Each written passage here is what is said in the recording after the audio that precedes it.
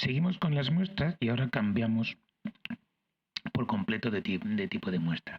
Hemos estado recogiendo excreciones y ahora vamos a ir a buscar la muestra. No vamos a recoger algo que expulsamos al exterior, bien de forma patológica y de forma normal, sino que vamos a ir al interior a sacar algún fluido, en este caso la sangre. Vamos a empezar con la sangre, ¿vale? Que está en el interior del cuerpo y no sale de forma natural, con lo cual ya no estamos hablando ni de una excreción ni de una secreción, sino estamos hablando de un líquido que en condiciones normales no tiene por qué estar fuera del cuerpo. Entonces la sangre es, como ya lo habéis dado en TBE, creo que a estas alturas ya lo habéis dado la sangre, es un tejido conjuntivo. Un tejido conjuntivo líquido que circula por capilares, venas y arterias de todos los vertebrados, ¿vale? Bueno, hay otros animales no vertebrados que tienen también líquidos circulantes, pero no son propiamente sangre, ¿vale? Reciben otros nombres como la linfa, por ejemplo, o la hemolinfa de los insectos. Entonces, la función principal de la sangre en el organismo es transportar. ¿Transportar qué?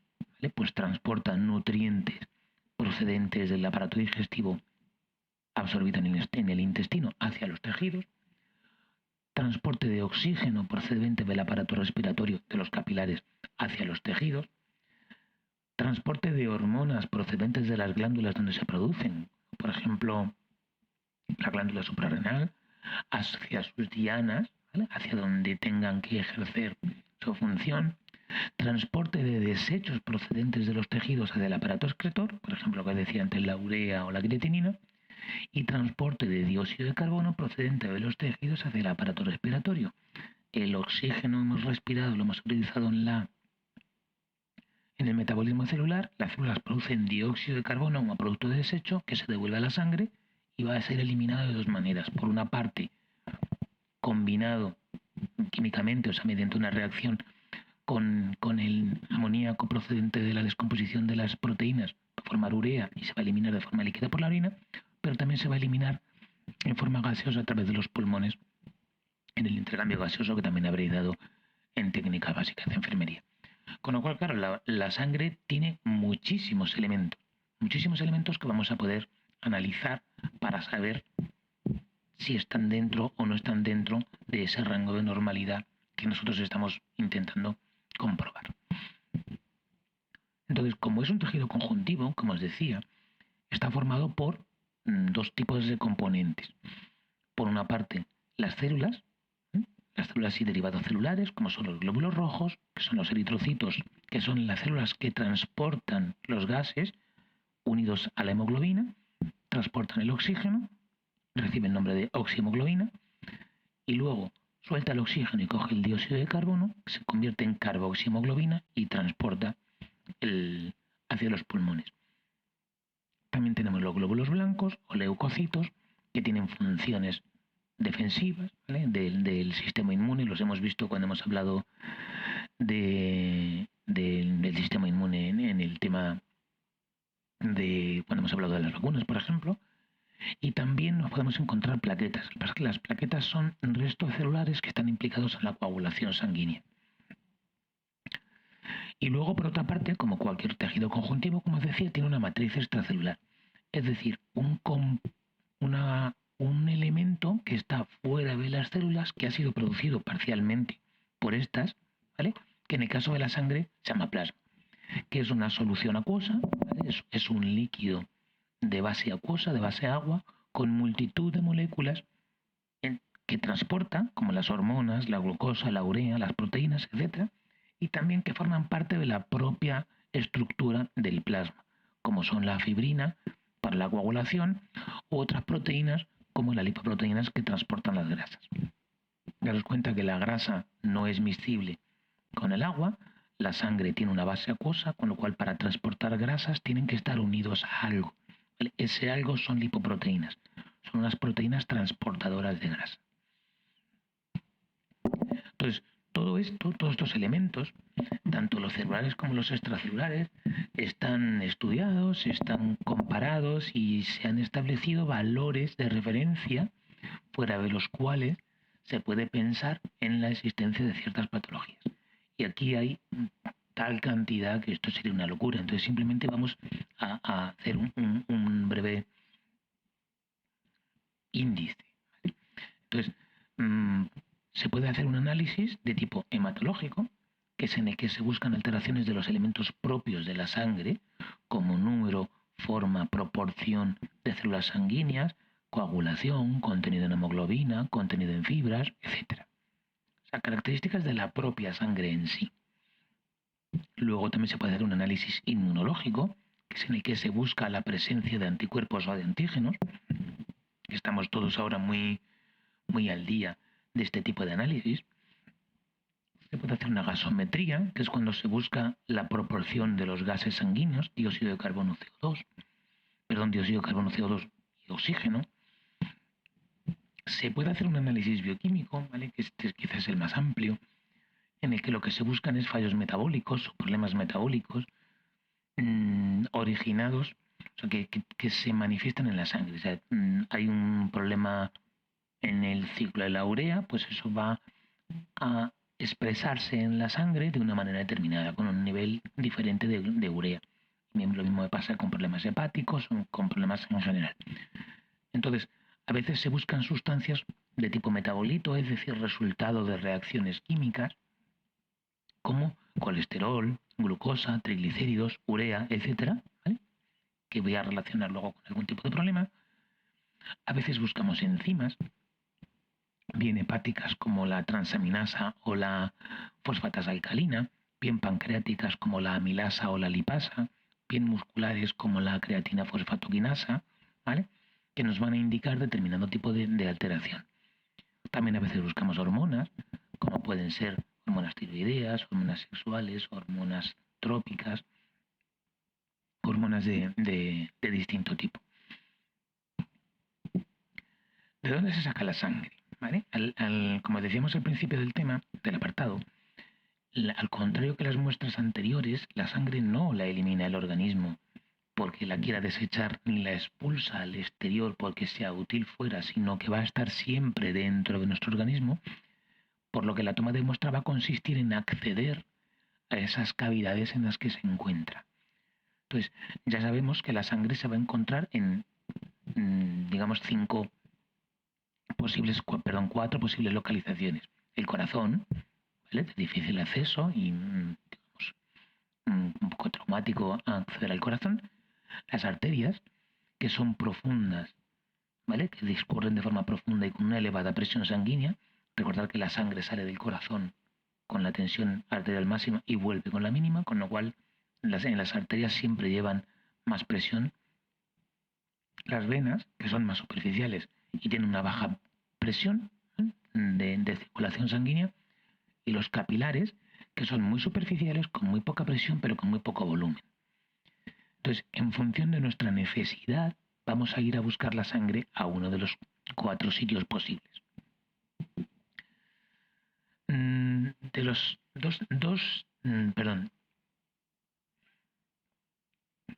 de los elementos que tiene la sangre, todos están presentes en todos los tipos de sangre, con la excepción del oxígeno, que solamente está en la sangre arterial.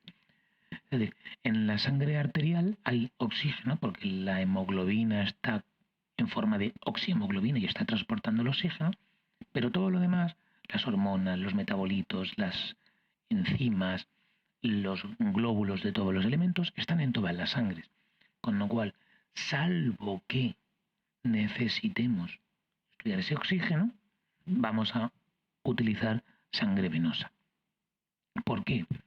Porque es de más fácil acceso, estamos diciendo que las venas son más superficiales, porque tienen menos presión, porque tienen suficiente volumen, ¿vale? Porque si no podríamos sacar de un capilar sanguíneo de la yema del dedo y cuenta con todos los elementos a analizar. Entonces, si tengo volumen suficiente, tengo presión baja, tengo fácil acceso y puedo analizar todo menos una cosa que es el oxígeno, pues siempre preferiré la sangre venosa a la arterial, a la capilar o obviamente la cardíaca. Entonces, las venas va a ser el lugar del que se saque la muestra sanguínea. Normalmente, por una cuestión de acceso, se utilizan las venas del brazo. Las venas del brazo son la cefálica, la mediana y la basílica, ¿vale? Las estáis viendo aquí, son estas tres. La basílica, la mediana o la cubital y la cefálica, que son las tres que forman el nudo de la flexura del codo. Esta zona de aquí. Al final, que te pinchen en una u otra va a depender de la accesibilidad que vea el profesional que te va a hacer la extracción. En el caso de tener que utilizar arterias, ¿vale? Se va a utilizar normalmente la radial en la muñeca, la braquial en el brazo o la femoral en la ingle. Y, que me la he saltado, perdonad, la vena, a veces también se puede utilizar la safena interna, ¿vale? Que está en la pierna, la ingle, la red dorsal venosa del pie o la yugular en el cuello en menor medida, pero es menos frecuente. Lo normal, salvo problemas extraños, va a ser utilizar estas tres y en el caso de la arteria, utilizar la radial aquí en la muñeca. ¿Qué hace falta para hacer una extracción sanguínea? Guantes de exploración, algodón y antiséptico para llevar a cabo la extracción en condiciones de asepsia. Alcohol preferentemente antes que otro desinfectante, antes que otro antiséptico, porque es de muy rápida acción, ¿vale? El alcohol desinfecta con mucha más rapidez que, por ejemplo, la povidona o, por ejemplo, la clorexidina. Por eso se utiliza alcohol en las extracciones sanguíneas. Una goma elástica de compresión, luego veremos para qué, pero es para dificultar el retorno venoso. El sistema de punción adecuado, es decir, nuestro sistema para hacer el pinchazo y acceder a la vena, en nuestro caso vamos a hablar de vena en general, catéter, aguja con o sin jeringa, agujas de extracción al vacío, palomillas o lancetas, en función del técnico, de la técnica que vamos a utilizar. Vamos a necesitar recipientes adecuados al procedimiento que vayamos a utilizar, bien tubos para sangre venosa, jeringas o bien capilares para la sangre capilar, y gas algodón seco esparadrapo para luego realizar la hemostasia, es decir, para volver a cerrar la arteria, que se produzca la coagulación y se cierre el vaso y nos sigamos sangrando después de la extracción. Entonces, ¿cuáles son todos estos materiales? Vamos a describirlos un poco. Por una parte tenemos el catéter, que es el elemento básico, es, digamos, la aguja con la que vamos a pinchar. Pero un catéter es algo más que una aguja, porque no hablaríamos de una aguja, ¿vale? Es un dispositivo para crear una vía vascular. Una vía vascular es un acceso a un conducto venoso, ¿vale? Y poder extraer sangre, pero también poder administrar medicación o poder introducir algún otro fluido endovenoso como un suero, por ejemplo. Entonces, un catéter tiene distintas partes. Una funda protectora, ¿vale? Un capuchón para que no nos pinchemos con él cuando lo manipulamos antes de ponerlo. El catéter propiamente dicho, que es un tubo flexible que entra en la vena y se queda dentro de la vena, ¿vale? Es un tubo de plástico. El fiador metálico es una aguja con la que pinchamos, ¿vale? Para poder provocar la entrada del catéter, con lo cual es una aguja que está por dentro del catéter de flexible y sobresale por la punta y nos va a permitir funcionar la vena. Esto lo vemos aquí. ¿Vale? No se ve perfecto porque la transparencia lo dificulta un poco. Aquí tenemos la funda y aquí tenemos el catéter que va por fuera y la aguja que va por dentro. ¿Vale? De forma que yo voy a coger por la zona de apoyo, ¿vale? Que sería el siguiente elemento, zona de apoyo de los dedos. Entonces hay de distinta forma. En este tiene forma como de palomilla, ¿vale? Para poderlo coger con los dedos. Yo voy a pinchar con la punta que asoma por el catéter y una vez que pincho saco la aguja. Y la aguja la tiro y lo que se queda puesto en el brazo es solo el catéter de plástico. ¿Vale? El fiador, que es el pincho, lo quito. Luego queda también una cámara trasera en la que yo observo si refluye la sangre para comprobar que de verdad he accedido a un vaso. Y luego, tiene conexiones, ¿vale? para poner una jeringa, para poner tubos, para poner sondas, para poner lo que haga falta, ¿vale? Y si tiene más de una, va a tener llaves de paso y va a tener tapones para tener cerradas y que no se contaminen las distintas conexiones. Aquí estáis viendo un catéter de una vía normal, ¿vale? Y en función de la coloración tiene distintos calibres. Los hay azules, rosas, amarillos y verdes, pequeños, medianos, medianos, un poco más grandecillos y grandes, ¿vale? Los 22, 20, 18 y 16, que son los distintos calibres. ¿Cómo se saca sangre con catéter? Pues normalmente ya se utiliza siempre un sistema de extracción al vacío, que consta de una aguja de, bien con catéter o no, ¿vale? A veces se puede utilizar agujas sin más, que es lo normal cuando se va a hacer una extracción individual, no se va a dejar puesta una vía, ¿vale? Entonces se tiene una aguja con pinchos en los dos lados.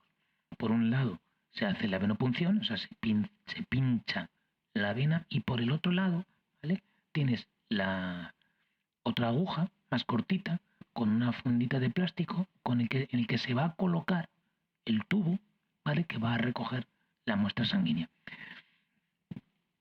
El tubo, ¿vale? Está al vacío en su interior.